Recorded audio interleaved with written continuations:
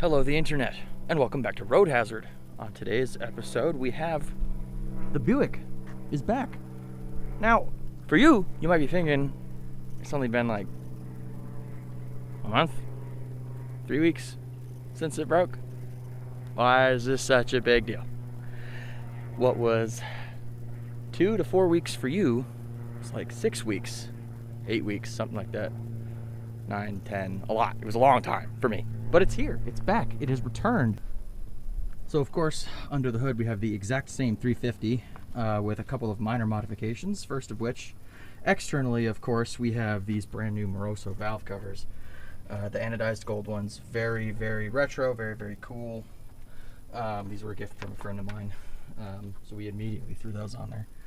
We have a couple of things else to do to this that we will get to with parts that I have already purchased and stuff, so we'll get to that. But with the motor, the stuff that's changed, obviously, besides the valve covers and now the fact that the block is nice and white, we have a complete set of new bearings in the bottom end, of course, new rod bearings while we're at it. And while we were in there, I had him do a little bit of extra work to this motor to give me just a little bit more pep.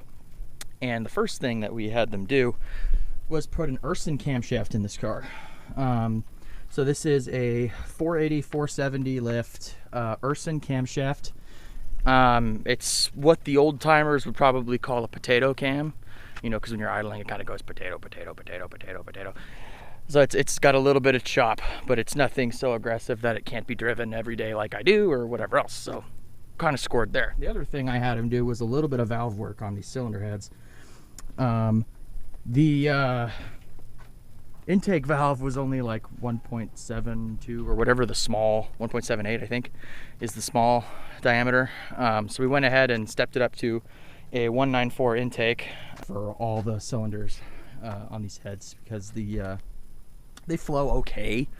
They're not a bad head. It is a smog head, but it's one of the better smog heads. We just put a set of valve springs and some valves in it and get a little bit more airflow, more power, etc., etc.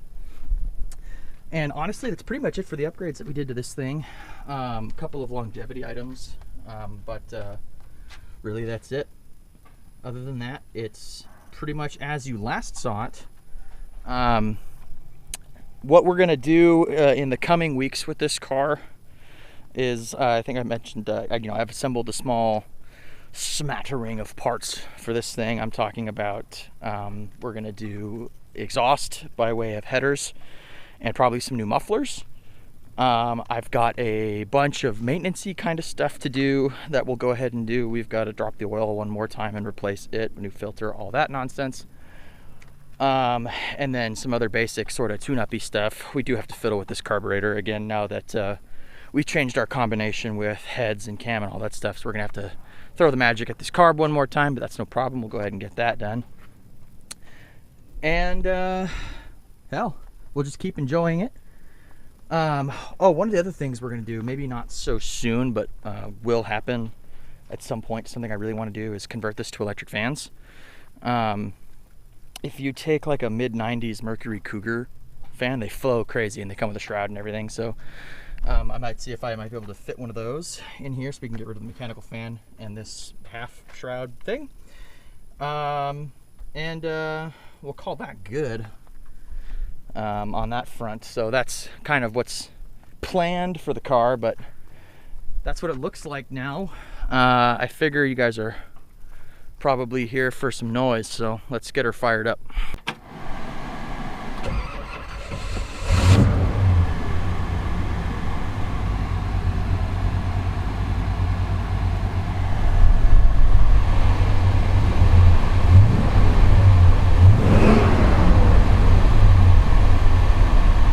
Oh, and a high volume oil pump. That's why the oil pressure goes way all over the gauge. But as you can see, she runs just as good as she has, with just a little bit more pep. And of course, a little bit more lope out of the cam.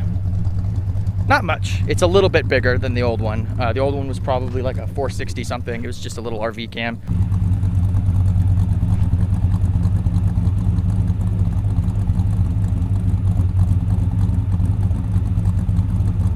What's that? Courtesy rev? You got it.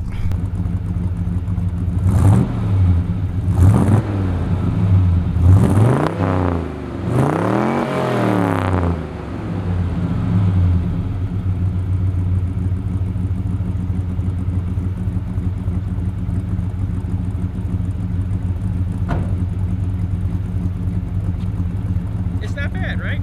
We definitely do need to address that carburetor because my eyes are burning. And I'm outside, it's just way too much fuel. Oh boy. I think they rejetted the carb and they just put too big a jet in it. But it does run fantastic. Good fuel pressure, good oil pressure, charging. Basically everything it's supposed to do.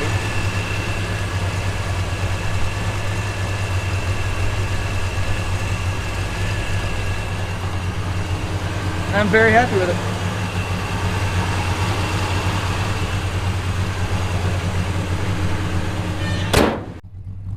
That's gonna do it for this week. I know it's a super short episode and I apologize for that.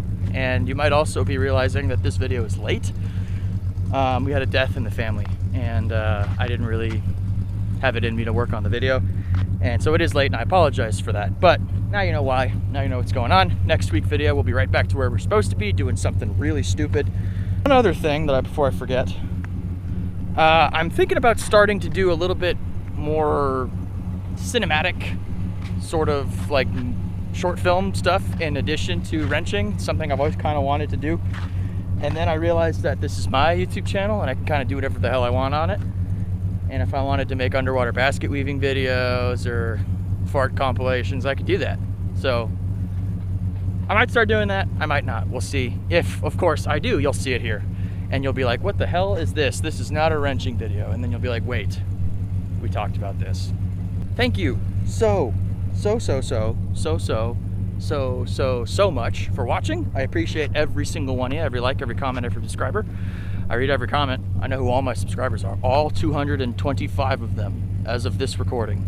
There were 227, and then I missed a week of an upload and I lost 2. Oops. We'll get back on your regular scheduled programming as soon as we're able, and well, we'll see you guys next time.